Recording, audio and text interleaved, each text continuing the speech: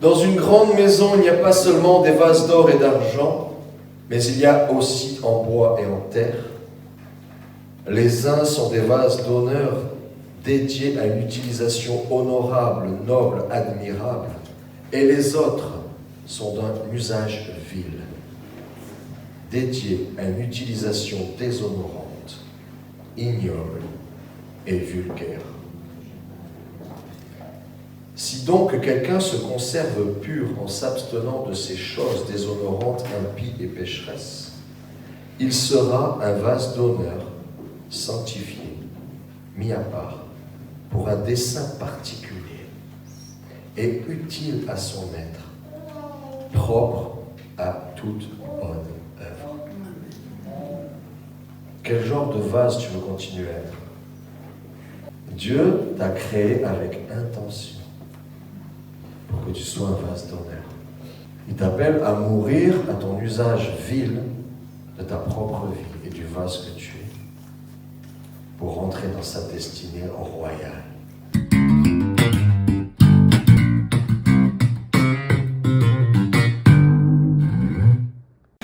Seigneur, nous voulons te rendre la gloire et l'honneur.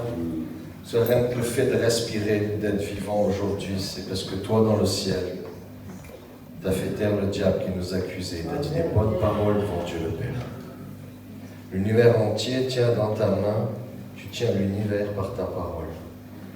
Et Seigneur, nous te remercions de ce que tu as parlé en bien de nous, de chacun d'entre nous ici présents, et de tous ceux qui vont regarder sur Internet. Il n'y a aucun hasard. Et je sais que ce que tu as préparé est parfait. Je sais que tu es le Dieu qui règne au-delà de ce qu'on peut penser ou imaginer. Aussi, je veux lier tout esprit impur dans ce lieu. Je déclare paralysé toute action démoniaque au nom de Jésus de Nazareth qui est Seigneur.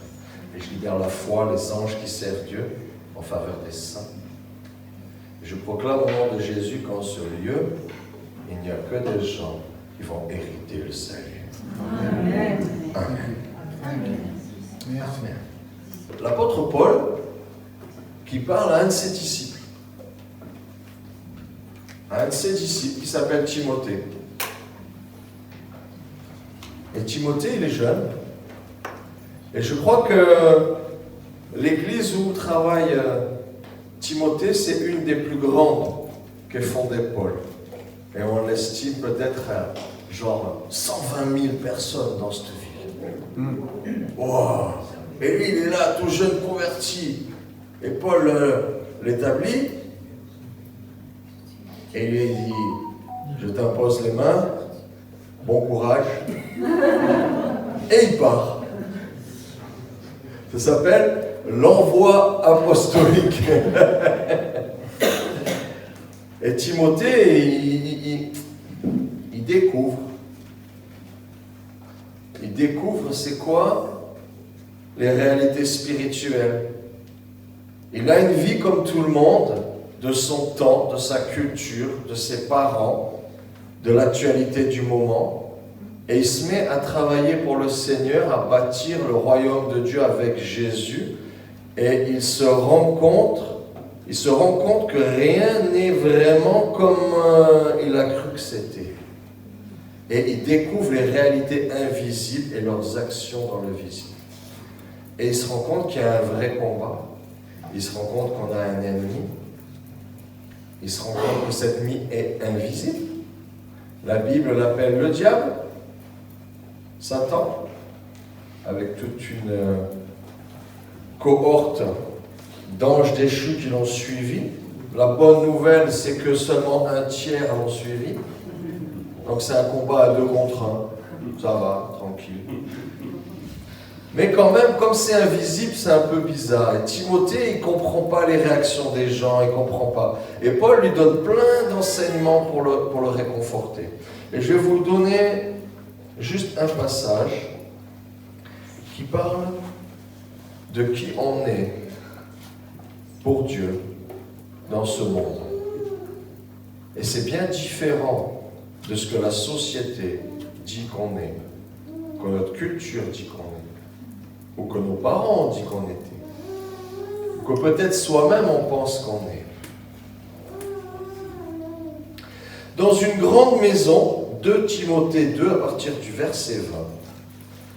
Dans une grande maison, il n'y a pas seulement des vases d'or et d'argent, mais il y en a aussi de bois et de terre. Les uns sont des vases d'honneur, dédiés à une utilisation honorable, noble, admirable. C'est version amplifiée. Et les autres sont d'un usage vil, déshonorante, ignoble et vulgaire. Si donc quelqu'un se conserve pur en s'abstenant de ces choses qui sont déshonorantes, impie et pécheresse, il sera un vase d'honneur, sanctifié, mis à part pour un dessein particulier et utile à son maître, propre à toute bonne œuvre.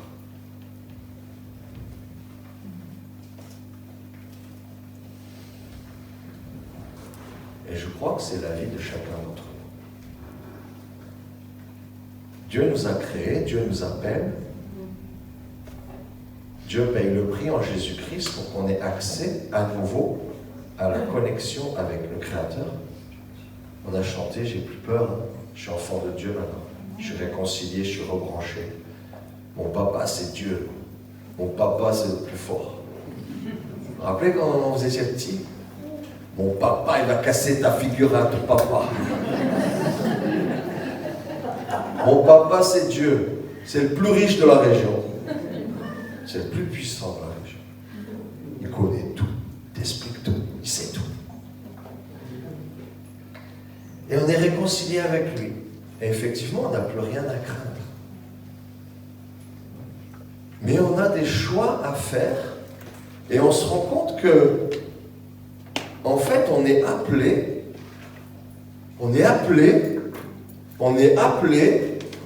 et il ne se lasse pas d'appeler, et il ne se lasse jamais d'appeler. C'est écrit que le sang de Jésus qui a été versé à la croix, il crie mieux que le sang d'Abel, la première victime de meurtre de l'histoire de l'humanité. Ça veut dire qu'il y a du sang qui crie vengeance, qui crie après vous, qui crie après vos défauts, qui crie après vos erreurs, qui crie vengeance. Et Dieu n'est pas un Dieu injuste. Donc ce sang, il l'entend. Et le diable lui dit, c'est quand que tu appliques la loi sur cette personne? Il doit mourir. Elle doit devenir pauvre. Elle doit être détruite. Et le sang de Jésus crie mieux que tout ce sang. Quand tu crois en Jésus, il y a quelqu'un qui a versé son propre sang, qui pousse un cri tellement fort que dans le ciel, on entend ce sang qui crie. Et il ne crie pas « Venge-moi, des méchants m'ont fait du mal, massacre-les ». Vous savez, notre justice à nous, où on aime bien que le méchant disparaisse. Ce sang écrit « Pardonne-le, pardonne-la ». On a un sang qui crie mieux et qui nous appelle à une nouvelle destinée. Mais on est appelé. Et si Dieu appelle, la réponse est dans ta bouche. Tu peux rester toute ta vie à écouter l'appel de Dieu. Tu peux même passer toute la vie à dire super, moi Dieu m'a appelé.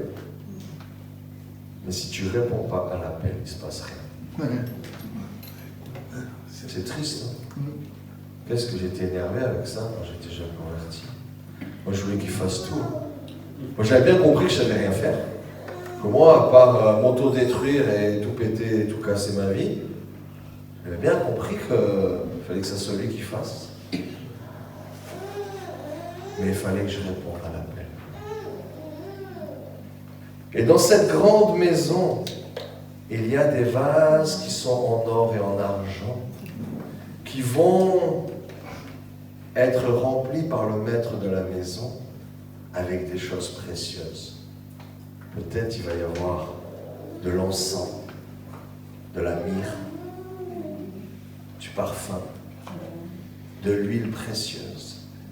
Une huile d'onction peut-être, pour aller oindre quelqu'un, pour aller oindre un serviteur de Dieu. Mais il y a aussi des vases dans la maison qui sont en bois et en terre et qui servent à des choses beaucoup moins nobles. Il y a des vases comme ça dans les toilettes pour se laver les fesses. Il y a des pots de chambre. Il y a des choses qui vont être remplies de choses pas très agréables, qui ne vont pas vraiment honorer le vase qui les porte. Et Paul dit à Timothée, dans la maison, même au milieu des gens, dans cette maison ici, il y a des gens qui répondent plus ou moins bien à l'appel de Dieu. Et il y a des gens qui veulent rester des vases en terre et en bois, qui ne vont pas du tout aimer leur destinée.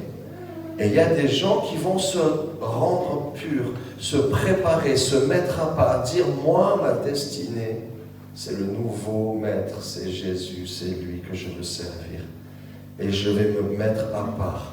Et je vais arrêter mes bêtises. Je vais arrêter ma destruction.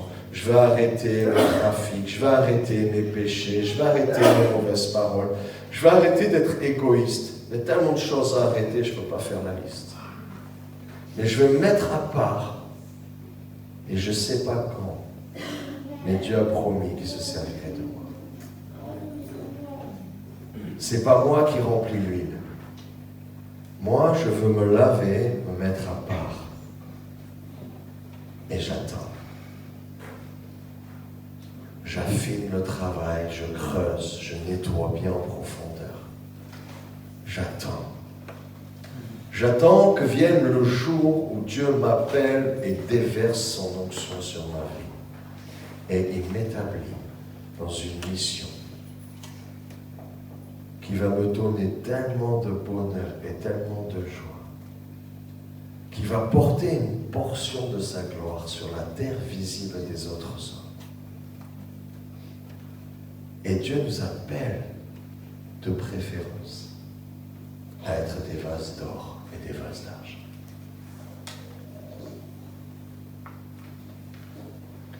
Alors vous allez me dire, comment ça se passe tout ça?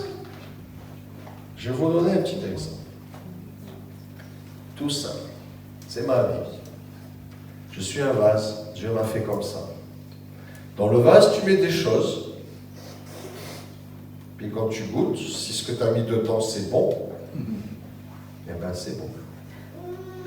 Si tu mets des choses que tu crois que c'est bon, mais que dans le vase après ça moisit, quand tu bois, c'est moins bon. Donc moi, dans le vase, on a mis beaucoup de connaissances. Je travaillais bien à l'école, j'étais premier à l'école, j'aimais la connaissance, j'aimais la science. Ça m'a donné une grosse tête, plein d'orgueil, vouloir être le premier, être tout le temps dans la compétition. Mais mon cœur qui avait envie et tellement besoin d'amour, je pouvais boire toute la science et la connaissance du monde, jamais mon cœur était rempli. Jamais j'étais heureux. Jamais j'étais bien. Je veux dire, mais je vais connaître le monde entier. Toutes les lois de l'univers, je vais comprendre à un moment. Et plus tu comprends que tu comprends rien. Et que c'est infini. Et que tu n'arriveras jamais à tout comprendre. Mais pendant ce temps-là, ton cœur, il se dessèche. Donc, je change d'option. J'ai dit, on me dit de faire ça, c'est bien, ça ne marche pas pour mon cœur. Je vais mettre d'autres choses. Je vois des gens qui s'amusent bien dans la rue. Tous ces gens que je ne suivais pas, qui sortaient en boîte de nuit, qui buvaient, qui couchaient avec plein de filles, qui se droguaient, qui s'amusaient toute la nuit. Eux, ils ont l'air d'avoir plein de joie. Ça a l'air d'être bien, ça. Ça a l'air d'être vraiment bien. Ils ont l'air d'être vraiment heureux, ces gens-là. Alors, je vais faire ça. Et là, maintenant, c'est moi qui ai choisi ce que je mettais dans le vase. Et j'ai mis des trucs dans le vase. Si, c'était super. C'est comme l'appât au bout de l'hameçon. Au début, c'est super. Le verre, il est bien grassouillé au bout de l'appât. Il fait le poisson, il dit que c'est bon ça. Puis d'un coup, tu as un morceau un peu dur, un peu piquant. Et d'un coup, tu sens que c'est plus toi qui dirige. Tu es mené à droite et à gauche. Et j'ai commencé, à force de goûter des choses pas bonnes, j'ai commencé à m'enfoncer dans ces choses. Et comme moi, je suis un gars qui ne sait pas faire les choses à moitié, c'est tout ou rien, j'ai fait les choses un peu à fond. Et jusqu'à ce que je sois en train de manger les conséquences de ce que j'ai fait. Parce que la drogue, au début, on s'amuse, après, on pleure. Et à la fin, on meurt. Et quand je me suis retrouvé en train de cracher du sang tous les matins, et que je suis dans un lit d'hôpital avec une fracture de l'épaule, une contusion pulmonaire, et que mes poumons sont remplis de sang, je suis en train de me noyer dans mon sang, je vois en vrai la mort. Ça veut dire que je vois que les gens ils me regardent, c'est dommage, t'es jeune quoi. C'est dommage de mourir maintenant. T'étais jeune, t'avais tout l'avenir devant toi. T'étais intelligent, tu réussissais. C'était dommage. Mais moi, c'est trop tard. J'ai cassé le vase. Et je comprends que le vase est cassé.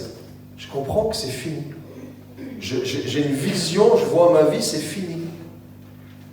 Ça n'est pas dans un jeu vidéo, quoi. Tu sais, tu remets une pièce, tu as 3 vies après. Et là, tu n'as pas 3 vies, quoi. En fait, là, le jeu va s'éteindre, c'est game over et c'est fini.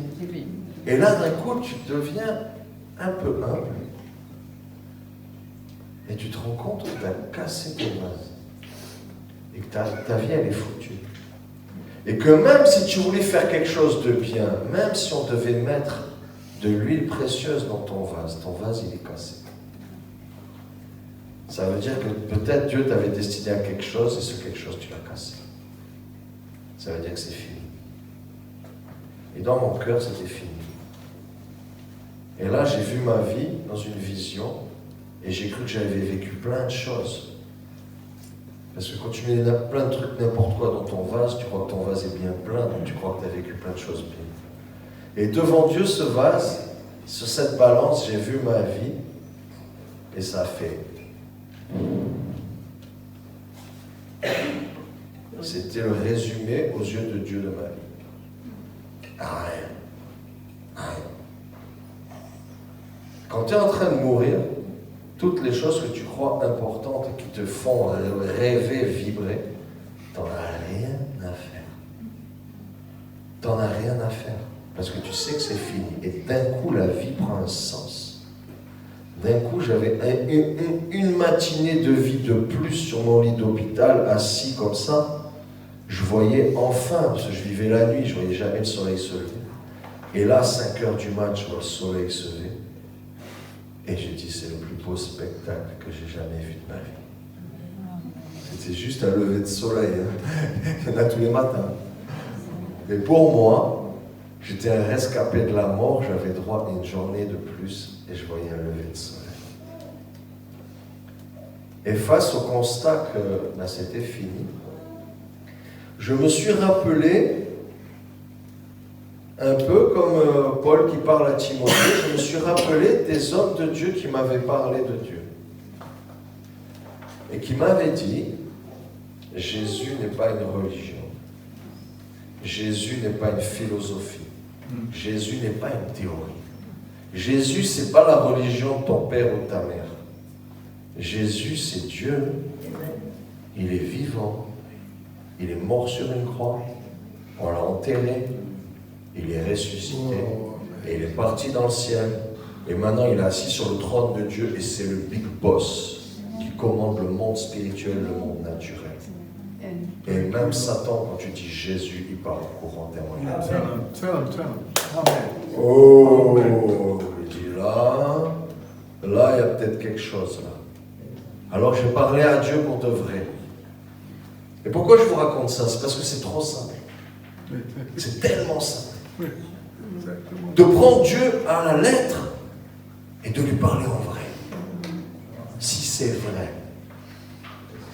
De toute façon, je vais mourir. Si c'est vrai, qu'est-ce que j'ai à perdre?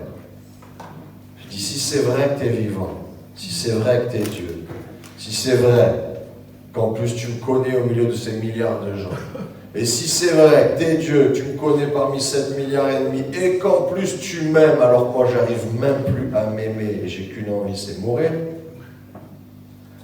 mais pas trop violemment, parce que je ne suis pas très courageux.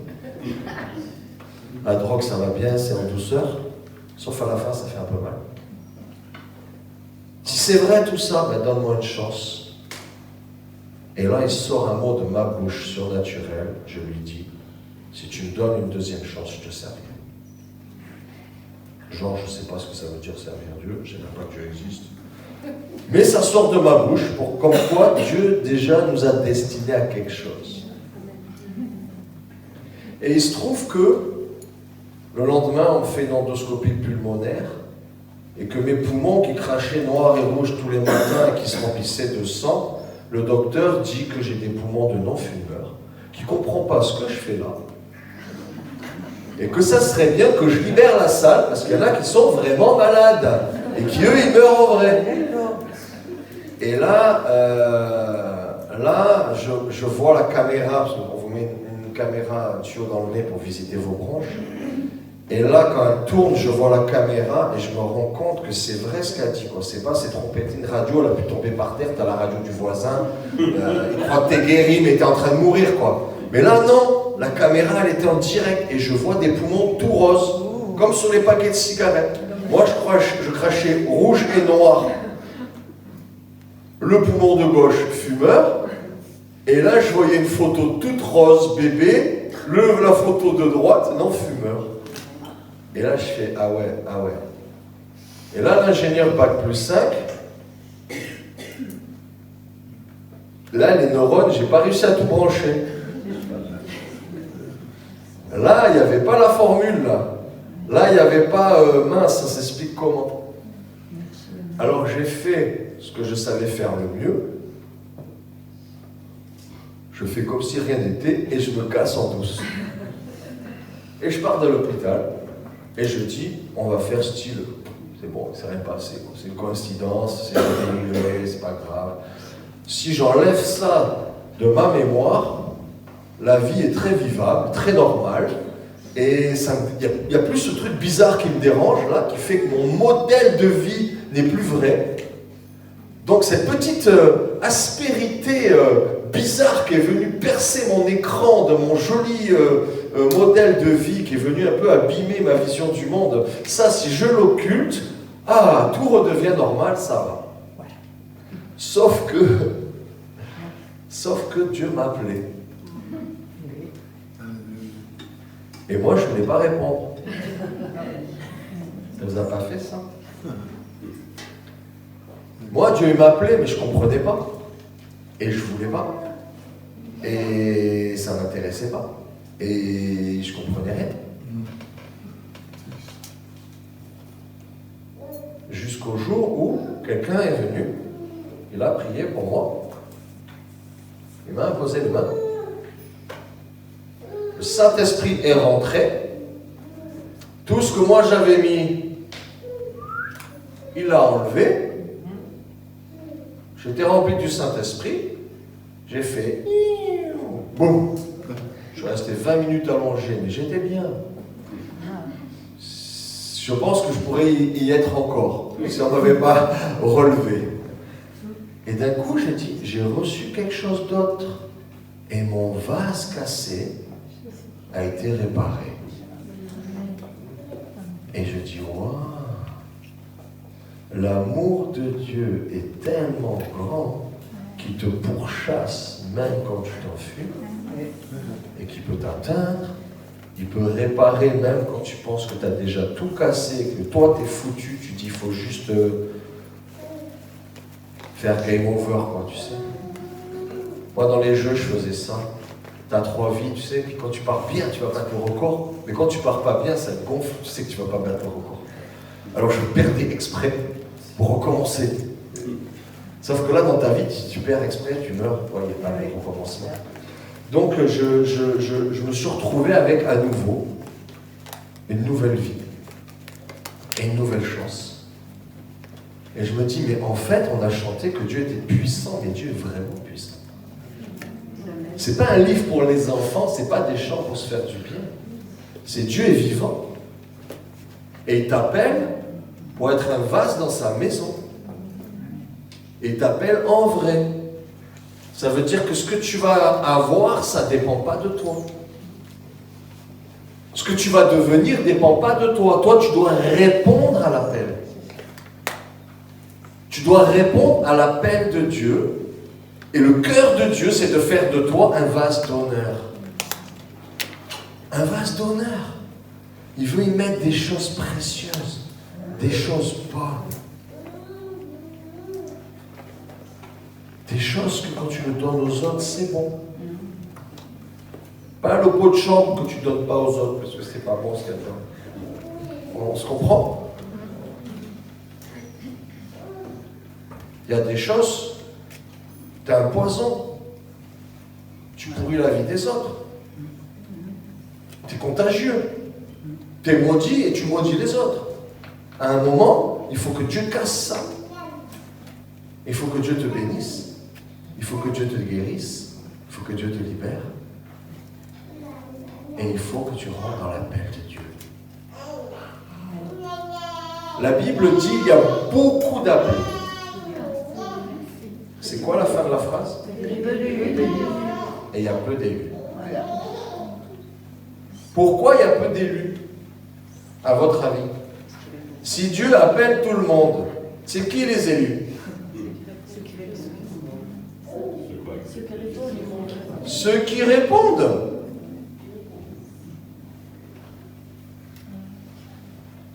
Les élus, c'est ceux qui répondent à l'appel.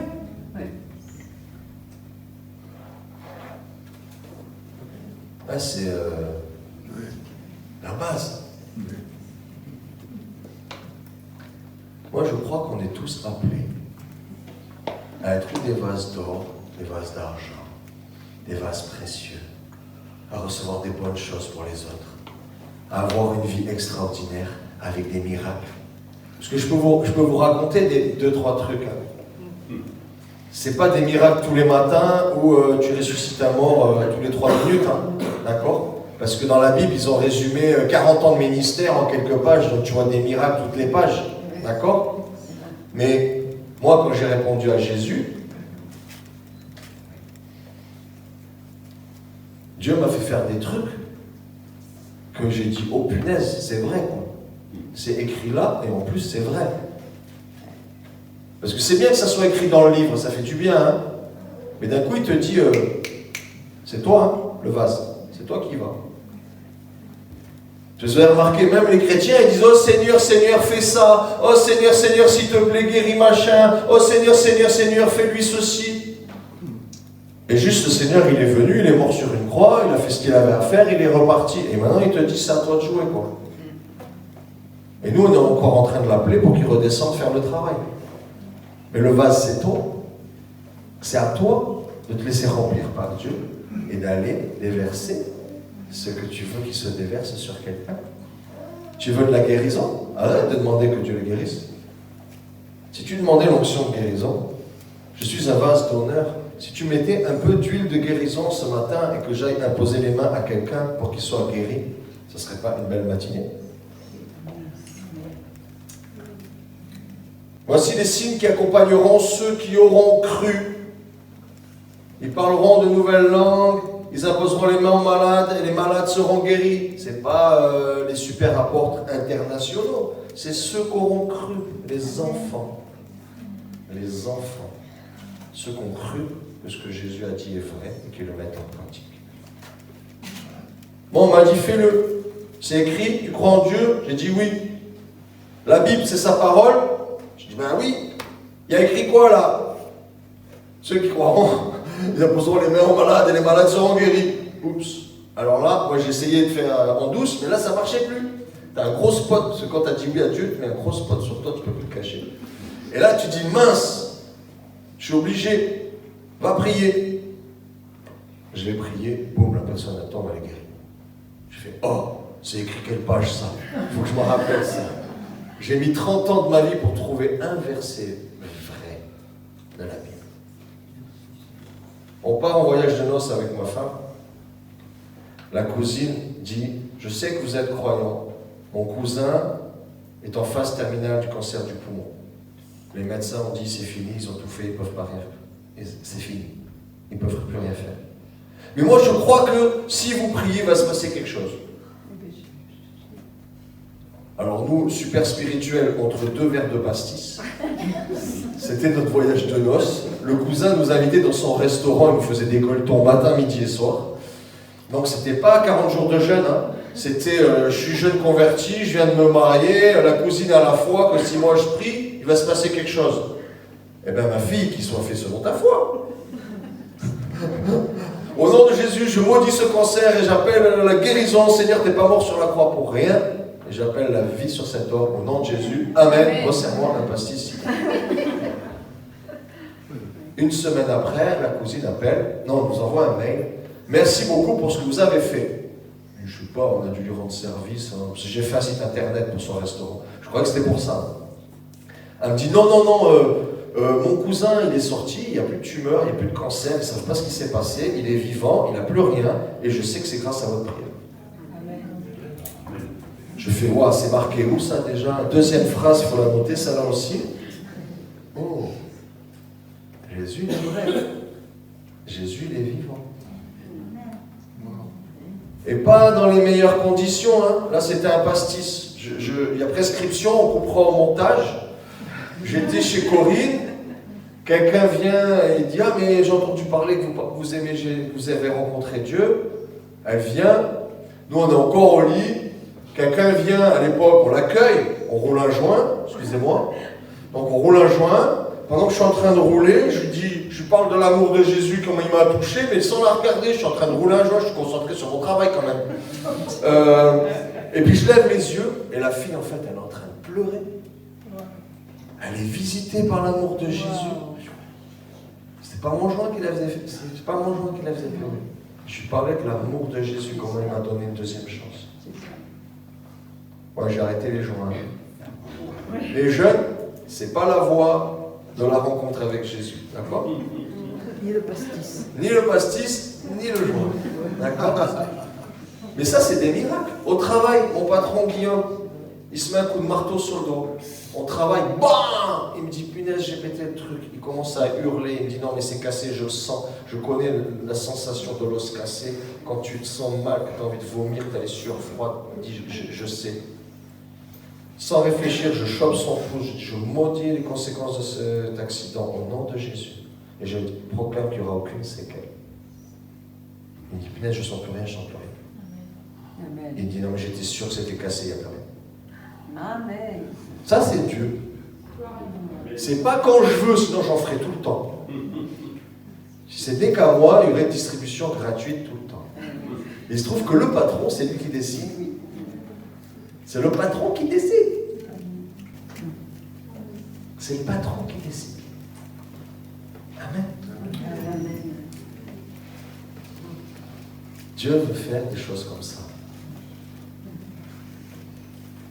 90 fois sur 100, tu ne sais pas ce qui se passe. Dieu te donne de voir un miracle, une guérison, quelque chose un peu surnaturel de temps en temps, pour que tu te rappelles le vase d'honneur qu'il veut que tu sois et le précieux contenu qu'il met dans toi.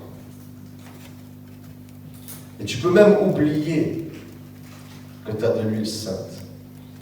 Tu peux même redevenir un être humain normal. Et tu peux même rater ta destinée, tu peux même te perdre. Certains ont échoué en ce qui concerne la foi, en perdant leur bonne conscience. Ils ont oublié qu'ils étaient appelés, qu'ils étaient saints, ils ont sombré dans le naturel de la chair et ils ont perdu la destinée royale. Mais vous êtes appelés à être des vases d'honneur. Et c'est pas compliqué. Il faut répondre à l'appel. Il faut dire, moi je veux. Qu'est-ce que Dieu te dit? Dieu lui a dit, fais-toi baptiser. Première étape. Moi j'ai donné ma vie à Jésus. Je dis, Jésus, je veux te suivre. Je dis dans la Bible, le premier truc qu'il fait Jésus, il va se faire baptiser. Il faut quand même être bien bouché des tuyaux de la tête pour pas faire le premier truc que Jésus, ton modèle, fait quand même. D'accord? Bon, il sauterait la corde, on sauterait à la corde. Il se trouve qu'il s'est fait baptiser, alors on se fait baptiser. C'est notre modèle. C'est lui qu'on cherche. C'est lui qu'on suit. C'est lui notre maître. On n'obéit pas à une église, on n'obéit pas à une doctrine. On regarde Jésus, Jésus fait ça, je fais comme lui. C'est simple, hein? C'est tout simple. Ce matin, il y a un petit jeune, il vient me voir, il me dit j'ai un truc à te dire. Je voudrais me faire baptiser. Je ne dis pas qui c'est pour pas qu'il...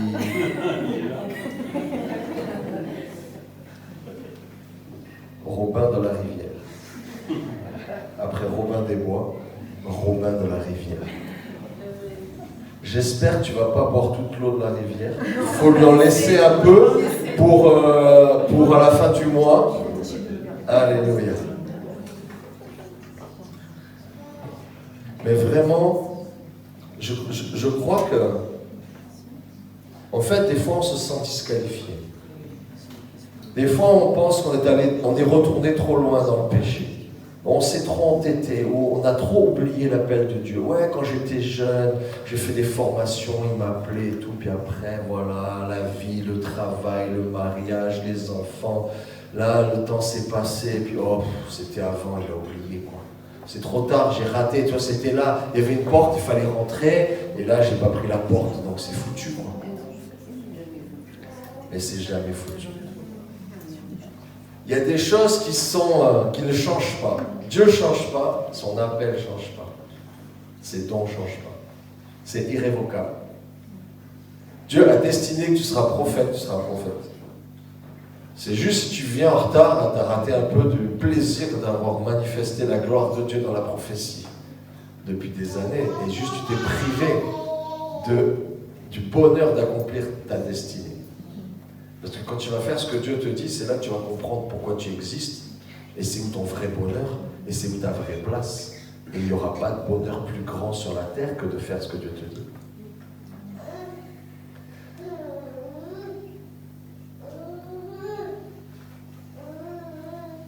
Je vais vous relire ce passage et je vous pose une question après.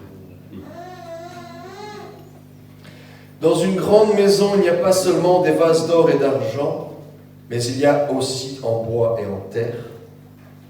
Les uns sont des vases d'honneur dédiés à une utilisation honorable, noble, admirable, et les autres sont d'un usage vil, dédiés à une utilisation déshonorante, ignoble et vulgaire.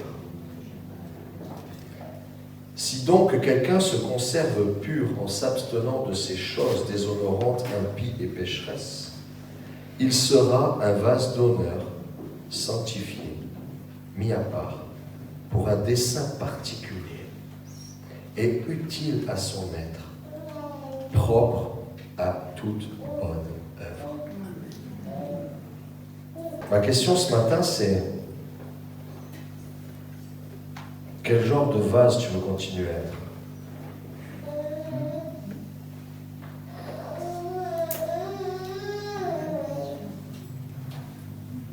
Parce que si c'est pas Dieu qui se sert de toi, tu es quand même un vase, et c'est Satan qui se sert de toi. Et Satan est un mauvais maître, il te casse, il te brise, il te vole, il te détruit.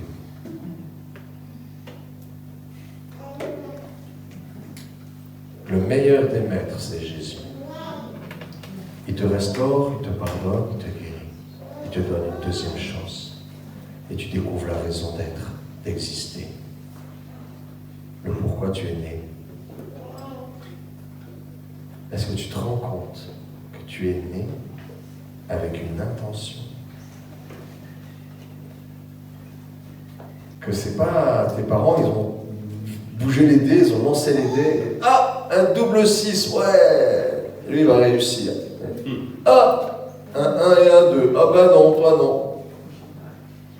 Dieu t'a créé avec intention pour que tu sois un vase d'honneur. Ça ne sera pas forcément le vase que tu veux. Tu ne seras pas forcément à l'endroit que tu veux. Et tu ne feras pas forcément les œuvres que toi t'aimerais que Dieu fasse à travers toi. Parce qu'il y a un patron, c'est lui qui décide. Mais il appelle à quelque chose de glorieux. Il t'appelle à mourir à ton usage vil de ta propre vie et du vase que tu es pour rentrer dans sa destinée royale. Une destinée royale. Tu ne vas pas être meilleur que les autres. Quand on va te voir, on va peut-être dire, oh là là, quel sale caractère, oh là là, les défauts qu'il a. Mais à l'intérieur, ce que tu portes, c'est la gloire de Dieu.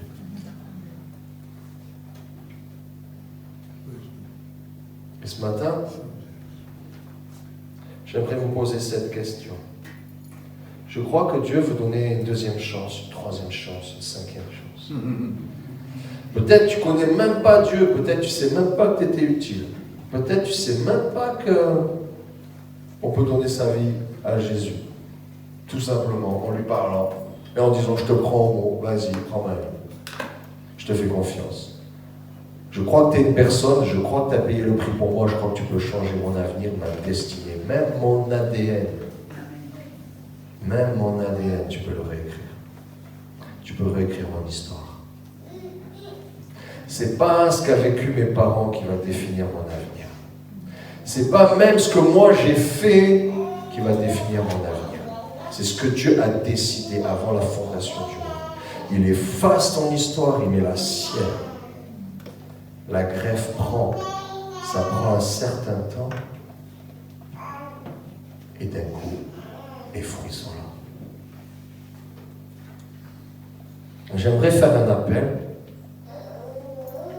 Est-ce que quelqu'un veut que Jésus répare son vase ce matin?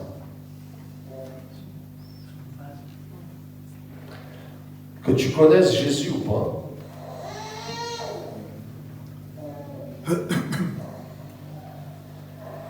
tu as une manière de répondre à Dieu. Tu as une petite part à faire. Tu as la personne qui lève la main dans une salle d'église. Tu as la personne qui vient devant quand on l'appelle. Pour tous, ça a commencé comme ça. Ça veut dire que le Créateur du ciel et de la terre vient, s'incarne dans un être humain fragile, chétif, un bébé. Il grandit dans la souffrance, dans l'obéissance, on le torture, on le met sur une croix, il va dans le séjour des morts, il se bat avec la mort, avec Satan. Il dépouille Satan de l'autorité qu'il avait volée à Adam et Ève. Il récupère la clé de la mort et du séjour des morts. Il ressuscite, il ressort vivant. Il est souverainement élevé et il est assis sur le trône. Ça, c'est ce que Dieu a fait pour toi. Et toi, juste, tu lèves la main et tu viens devant. Ça, c'est ce que toi, tu as à faire pour lui dire. Regarde, parmi tous les êtres humains, ce matin, moi, je me suis levé et j'ai dit oui. Et Seigneur, je veux que tu me vois. Parce que ce n'est pas le pasteur qui va me donner quelque chose. Ce n'est pas l'église qui va changer ma vie. C'est le Créateur du ciel et de la terre qui m'a vu répondre à l'appel. Qui attendait que ça. Il n'attendait que ça. Quelqu'un veut répondre à cet appel ce matin? Levez-vous s'il vous plaît. Que Dieu vous localise bien. Que vous n'ayez pas comme moi honte que Dieu vous voit en essayant de vous cacher pour plus qu'il vous pourchasse. Mais c'est le temps maintenant de se laisser attraper par Dieu. C'est le temps maintenant de se laisser attraper par Dieu. De lui dire, je viens. Je veux que tu te serves de moi. Je veux être un vase d'honneur. Peut-être tu es chrétien. Et peut-être tu es déçu de ce que tu produis. Ça m'arrive tellement de fois que je sais que là j'ai 100% de réussite. Tu es déçu de ce que tu donnes. Tu es déçu de ce que tu produis. Tu as l'impression que Dieu voulait faire de toi quelque chose de vachement mieux. Et toi, tu rames. Et tu dis, c'est quand que je flotte, quoi.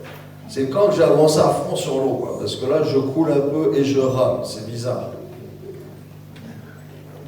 À celui qui persévérera jusqu'au bout, a dit le Seigneur.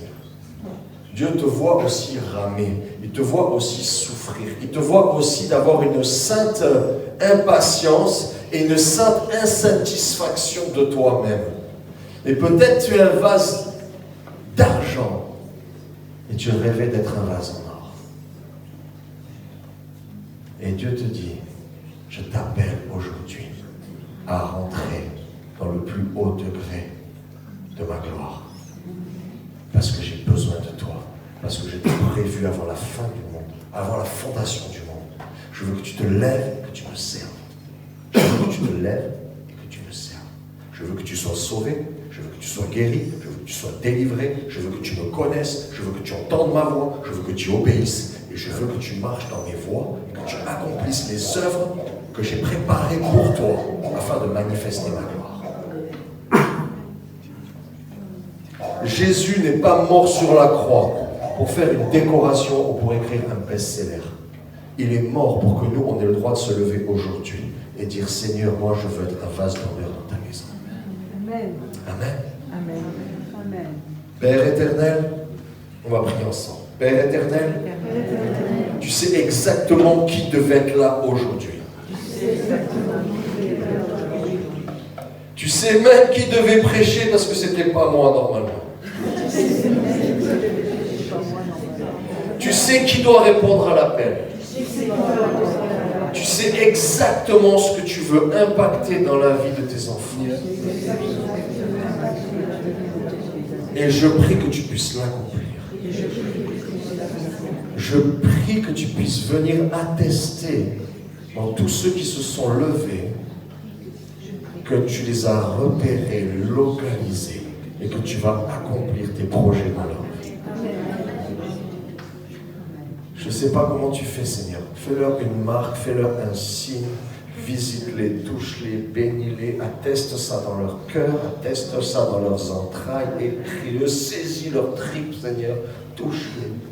Mets-leur cette assurance, ou montre-leur, tandis qu'ils ferment les yeux, peut-être montre-leur dans quoi ils vont rentrer, dans quel genre d'œuvre ils vont rentrer.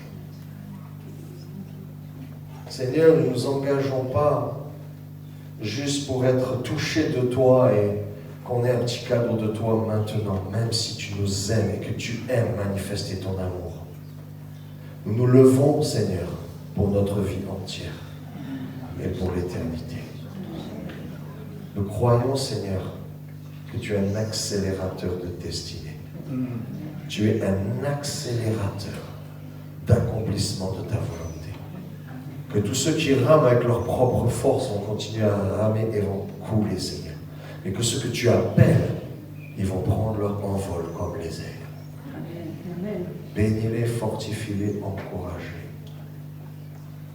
Je vous bénis dans la puissance du nom de Jésus. Que tout ce que Dieu a dit et a proclamé et a préparé pour vous puisse s'accomplir. Que vos ennemis connaissent la défaite. Qu'ils tombent dans la fosse qu'ils ont creusée pour vous, qu'en même temps vous en réchappiez au puissant nom de Jésus. Qu'ils prennent leurs pieds dans les filets qui tendaient contre vous. Que toute arme forgée contre vous soit brisée dans la puissance du nom de Jésus de Nazareth. Et qu'il libère la foi, la compréhension de ses promesses, la compréhension de son appel, la compréhension de ce qu'il attend de vous, dans la simplicité de cœur. Qu'il est l'auteur des miracles. Et que c'est lui qui remplit de choses glorieuses. Et que nous ne sommes que des vases. Nous ne sommes que des vases. Viens nous remplir, Seigneur. Si on pouvait avoir un petit instrumental de quelqu'un d'inspiré. Seigneur,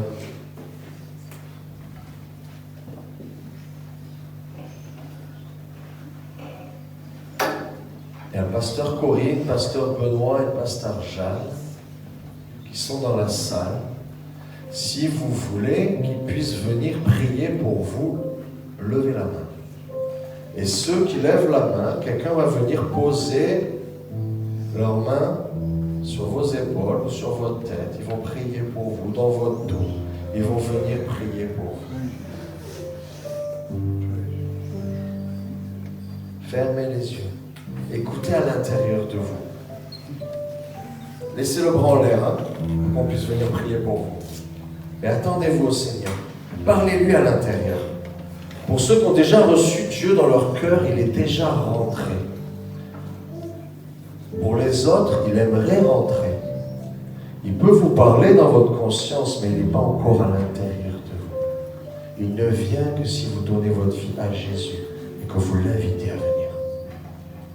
C'est ce qui fera de vous des enfants de Dieu. Tant que vous n'avez pas donné votre vie à Jésus, vous êtes juste une créature de Dieu. Satan est une créature de Dieu. Les démons sont des créatures de Dieu. Rebelles, désobéissantes, infectes, condamnés à l'éternité dans les flammes de la géhenne. Et c'est Dieu qui les a créés. Il est vraiment avantageux d'être enfant de Dieu, d'inviter le Saint-Esprit à rentrer dans votre vie. Seigneur Jésus, je prie que ta grâce surabonde. Merci pour les anges qui te servent en leur travail. Je les bénis, Seigneur. Touche-les, visite-les. Regardez à l'intérieur de vous. Il y a quelque chose qui va venir. Il y a quelque chose qui va vous montrer, vous expliquer, vous parler. Il y a un dialogue avec l'Esprit de Dieu. Vous allez commencer à être libre de lui parler avec sincérité. Et vous allez comprendre des choses. Parce que vous parlez avec votre cœur. Et votre cœur va entendre la réponse. Parlez-lui à l'intérieur. Il n'y a que vous qui savez. Dieu veut répondre. Dieu veut répondre. Dieu veut répondre. Oh Jésus.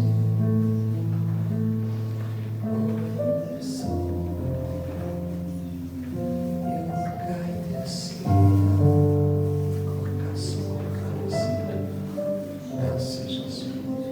Personne ne soit laissé privé de ta grâce. Personne ne soit privé de ta grâce. Il y a des équipiers de prière passés dans les rangs. Ceux qui ont écrit équipiers de prière sur leur badge, passés dans les rangs, venez prier. Seigneur Jésus. Seigneur Jésus. Seigneur Jésus. Je ne veux pas écouter ce que le monde me raconte. Je ne veux pas écouter ce que les informations disent de ce que devient le monde. Je veux écouter à toi. Tu me donnes un avenir fait d'espérance. Tu as dit que moi et ma postérité, nous serons bénis, nous te servirons.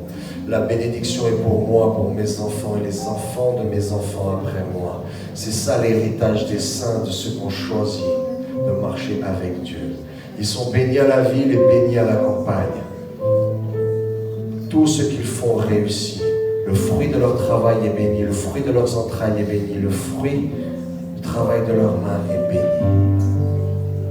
Ils sont comme un arbre planté près d'un courant d'eau.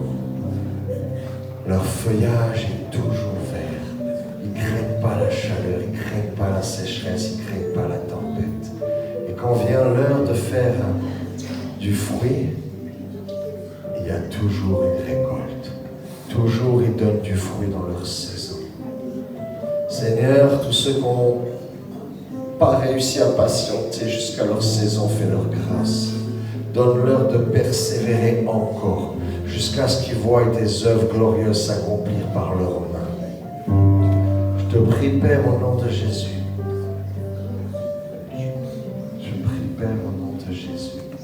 Et je te remercie pour la liberté de l'Esprit Saint, la liberté des anges qui te servent. Pour toucher, visiter, attester les destinées de chacun. Tu es appelé à être un vase d'honneur en or et en argent. Et Dieu ne se repent pas de son appel.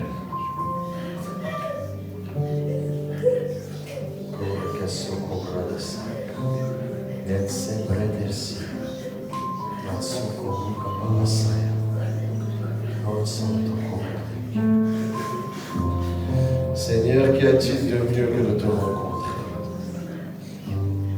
Combien d'années m'a fallu pour comprendre que le Créateur du ciel et de la terre, le Dieu Tout-Puissant qui m'a créé avec une bouche lui-même parlait. Et ce Créateur Tout-Puissant qui m'a créé avec des oreilles lui-même entendait. Et que les prières, ce n'était pas juste une récitation et je m'en vais.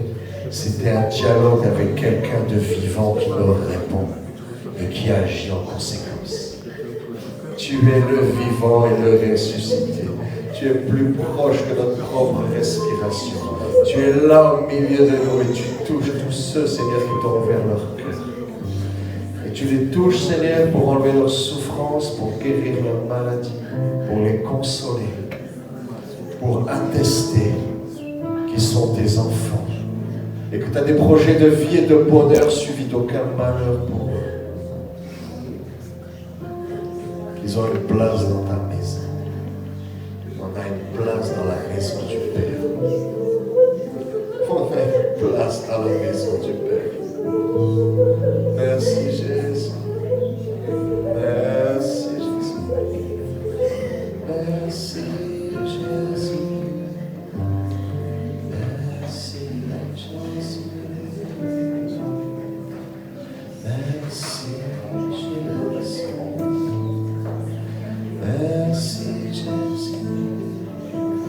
Peut-être Dieu te met à cœur quelque chose, tu as comme en vision que tu es en train de faire quelque chose. Peut-être tu es en train de lever les bras, peut-être tu es en train de te prosterner par terre, peut-être tu es en train de te mettre à genoux, peut-être tu es en train de venir ici devant t'agenouiller. Ce que tu vois, fais-le. Ça s'appelle la marche par l'Esprit. Le Saint-Esprit te donne une image et tu obéis à l'image. Jésus ne faisait ce qu'il voyait faire au Père. Son Père lui montrait et faisait ce qu'il voyait. Fais ce qu'il te demande. Si tu dois aller demander pardon à quelqu'un, va demander pardon à quelqu'un. Si tu dois, je ne sais pas, faire une offrande, fais une offrande. Si tu dois rendre quelque chose que tu as volé, va rendre quelque chose que tu as volé. Fais ce que Dieu te demande. Non. Pas.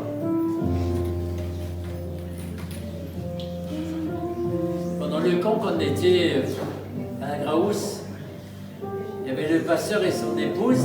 La première fois qu'on s'est vu, il m'a serré dans ses bras d'amour.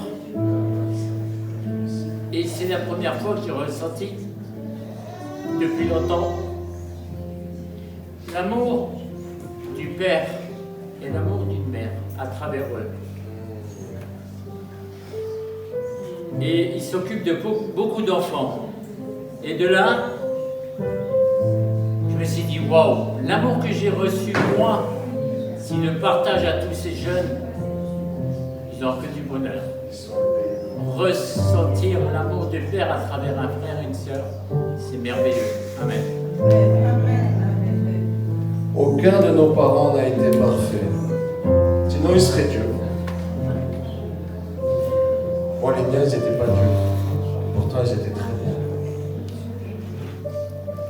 Mais nos parents imparfaits humains nous ont inculqué qu'il y a quelque chose de supérieur, de plus grand qui nous aime, qui nous protège.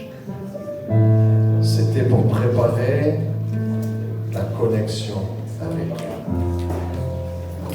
C'est comme ça que Dieu fait avec les êtres humains.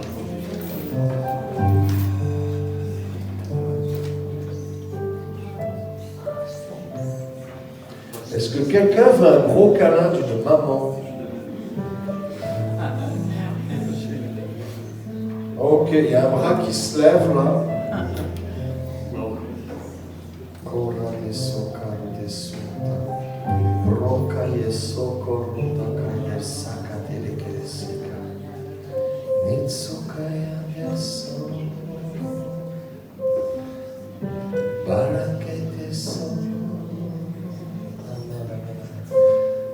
Dans l'équipe, j'aimerais qu'il y ait une maman qui puisse venir prendre Cathy dans ses bras.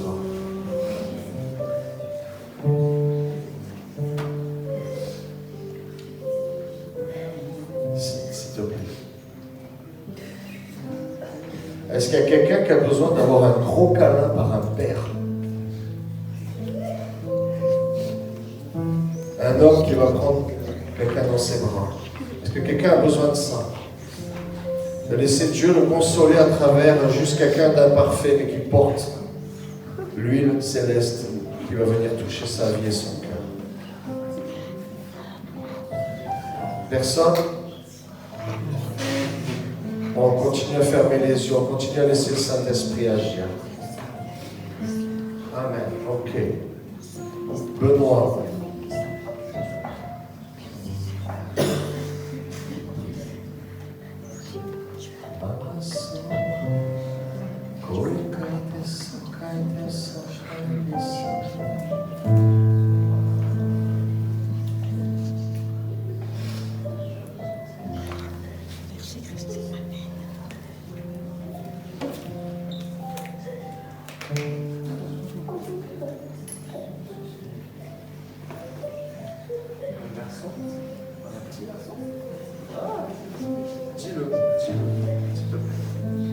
Alors moi j'avais l'image qu'il y a quelqu'un, un enfant, enfin un petit garçon, mais peut-être c'est un homme, hein, mais qui ne veut pas prendre ce qui est en train de se passer, qui résiste. Alors j'avais une ronde, et puis lui il est recroquevillé, je pense que c'est des blessures d'enfant. Mais en tout cas, voilà, je l'invite à vraiment à fermer les yeux et à prendre ce que Dieu veut lui donner. Amen. Rentre dans la ronde. Rentre dans la ronde. Alléluia. C'est toi?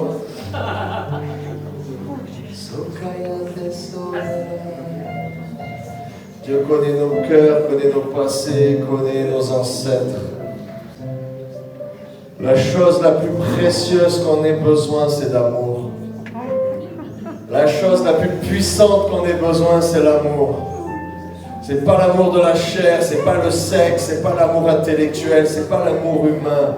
C'est l'amour de Dieu qui se donne, qui meurt pour toi, qui va jusqu'à mourir pour toi. C'est cet amour-là inconditionnel. T'as rien mérité, t'as rien fait pour l'avoir et il te le donne quand même. Il a dit, même si elle dit non, même s'il dit non, je vais mourir sur la croix. Parce que peut-être ils diront oui, et peut-être ils seront sauvés, et peut-être ils goûteront l'amour de mon Père. Alors je vais mourir pour eux quand même. C'est notre Jésus, c'est notre Seigneur. C'est ça qu'il fait. Oh Jésus. Oh Jésus.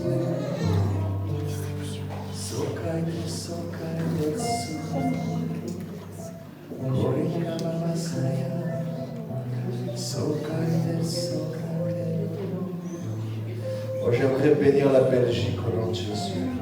J'aimerais bénir tous ces jeunes de Belgique au nom de Jésus. Que la grâce et la faveur viennent sur vous.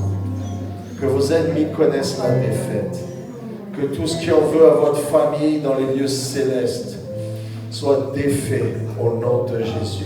Tout trafic occulte soit dénoué au nom de Jésus. Tout autel qui se lève contre vous soit brisé et renversé au nom de Jésus. Que la bénédiction vienne sur les enfants et sur les enfants de leurs enfants, sur 1000 générations au nom de Jésus-Christ. Ils connaissent peut-être le Dieu de leurs parents et vont connaître leur Dieu, le vivant, le ressuscité, celui qui a payé le prix, qui va les arracher au danger et les garder dans toute leur voie au nom de Jésus. Alléluia. Sokara de sekentikara, brota sotto cobro del kia, mama soka paratekia, soko broda saitekia. Oh Jésus. Seigneur Jésus, Koya Rabasuka, notre Seigneur, Rokai de Sukar, de Sukar, de Sukar, de Seigneur, Mara de Kere de Dirikia, Ingar Rabasuka, Sora de Kara, Mansaka de Kira. Est-ce que quelqu'un peut donner sa vie à Jésus et va être sauvé?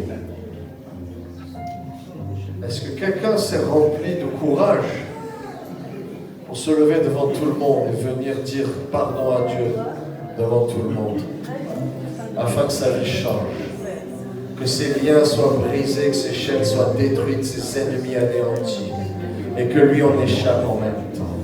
On va applaudir le Seigneur.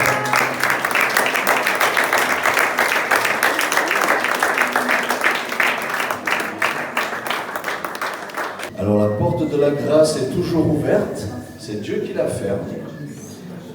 Mais nous savons que le jour va venir où Dieu va fermer la porte de la grâce.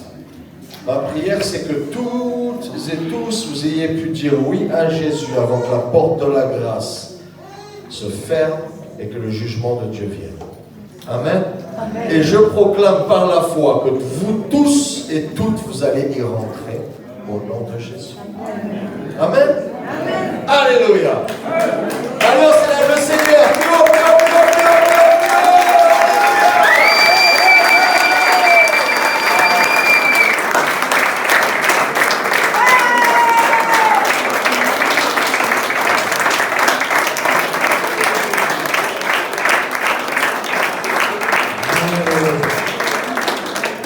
Et maintenant, on a quelqu'un à noyer. Ah bon? On va faire mourir quelqu'un qui va enterrer son ancienne vie et elle va sortir de l'eau revêtue de Jésus, dit la parole. Cachée en lui, qu'après ça, quand elle va s'approcher de Dieu pour prier, il va dire « Ah mon fils, qu'est-ce que tu veux? Je t'exauce. » Alléluia. Quand elle va dire aux esprits méchants qui peuvent agresser sa famille, vous ne touchez pas à ma famille, les démons vont dire, punaise, c'est Jésus, venez, on s'en va les gars. Amen. La Bible dit que l'on revêt Christ. Quand on sort de l'eau, on est revêtu de Christ. Alléluia.